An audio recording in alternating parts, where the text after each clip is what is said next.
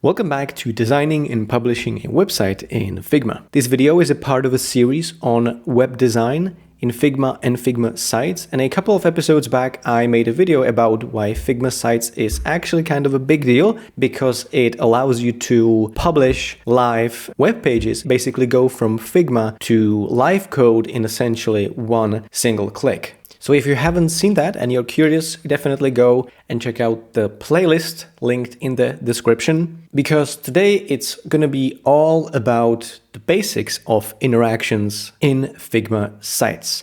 Also, if you'd like to download the source file for this series, you can do so by clicking the link in the description. And finally, if you need personalized help and you would like to meet me on a one-to-one live session, you can book one also using the link in the description. And we're going to cover the basics of these interactions by creating a button that reacts to your hovering. You're going to also see how similar Figma Sites and Figma Designs are as products. If you compare just by looking at those two interfaces, if you compare the UI of Figma Sites and UI of Figma Design, you can see it's actually extremely similar. This means that, of course, the component logic carries over into Figma Sites, which means that if you need to create a button with a hover effect in Figma, you create a component that has the while hovering interaction defined, which is exactly what we did when we created this simple design system for our website. So if you import all of this to Figma Sites, which I did a couple episodes back, you can also use this button, which has the while hovering interaction enabled. You can see just how similar this is to Figma Design. So if I use an instance of that, for example, on our homepage, right? Pasted it right here, and I launch the preview, you can see that if I hover over the button, it changes to blue, which is what we defined on the component level here. If I change this, for example, to yellow, this is of course going to change the hover appearance of this button in our actual preview.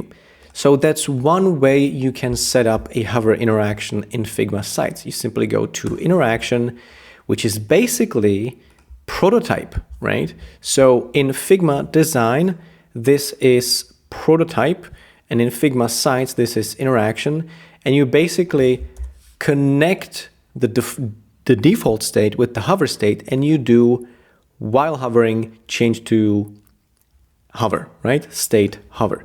So that's how you define a hover interaction in Figma Sites. That's one way to do it. There is a second way, however, because you can select an object that is not a component, right? This is not a component. This is a simple object, auto layout with a button, and you can go to interaction and you can add interactions over here. So I'm going to click add interaction and I'm going to go for hover effect. And now we have a bunch of options to do here with the hover effect. Notice that this is slightly different from what we defined on the component level. You can define opacity, you can define scale. So for example, if I go to 1.1, this means that when I hover over the element, it's going to go from 100% size to 110% size. Let's test that out. Let's launch that. You can see that when I hover over this element, it's going to have a hover effect, which is scale at this moment. I can also do offset, which means I can make it go, for example, 10 pixels to the upwards, essentially. And I can make this interaction faster, let's say 150 milliseconds. I can also, let's just see what that looks like. Let's see what that looks like. You can see that this is what this looks like. It's pretty smooth, but compared to the normal hover state of a component, you can see that it's fairly limited. So we can basically just play around with opacity. I can reduce that to 46%, for example. So if I hover over this button, it's going to decrease the opacity. So we have basically opacity, scale, offset, and rotation. Can go for rotation, but that's about it with this way of setting up interactions. So there are multiple ways to achieve this, which got me thinking right now, can I actually combine these two? So can I go to the component and then define an interaction on top of a hover state? Let's see what happens. Let's see if that works. So if I go hover effect and I go to 1.1,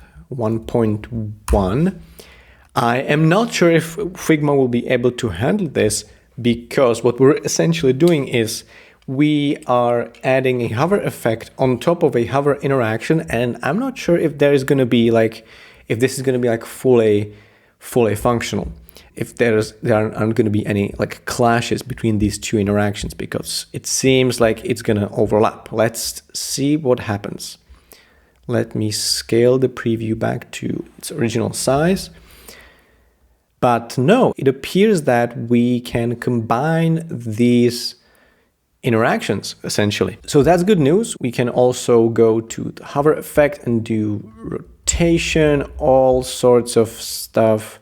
We can go offset, maybe increase the scale to 1.2, and then this essentially happens, right? The interaction is not as smooth. So you can see that if I combine these two approaches, you can see that this is like smoother, but here it's not as smooth. It looks a bit laggy, but it does work. So bottom line is there are two ways to build a hover interaction. You can do it the same way as you would in Figma Design, which is the while hovering interaction, and then you can create basically, you can add like a layer, basically like a hover filter on top of that, right? So this is something new, this interactions over here, that is something new, unique to Figma Sites.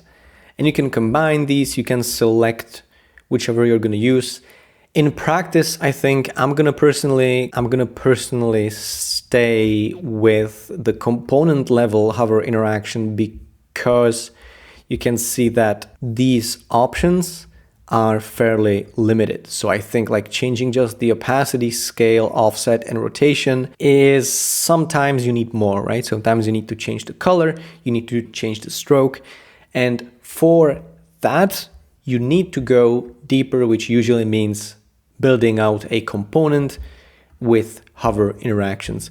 But we covered that extensively in the past episodes of this series. So if you're curious on how to set up a component with the hover states, definitely go and check out the playlist link down in the description. And of course, what remains now is updating this site. So I'm going to update this site and actually test if this works in live code. So I'm going to wait for a minute for this to finish updating, and then I'm going to refresh the page, refresh the link, use the link from this publish window and go to the site. So you can see that this works perfectly, exactly as shown in the preview.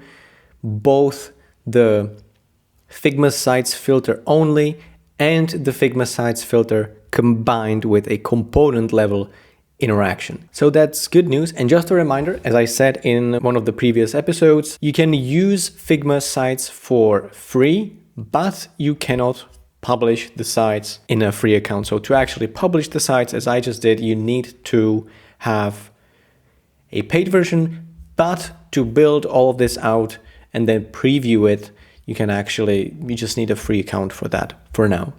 So those were the basics of interactions in Figma Sites, how you can build a button hover effect in Figma Sites and then actually publish it on a live website, which is super cool. I really like this product. Thanks for tuning in, guys. Leave a like if you found this video useful, and I will see you in the next one.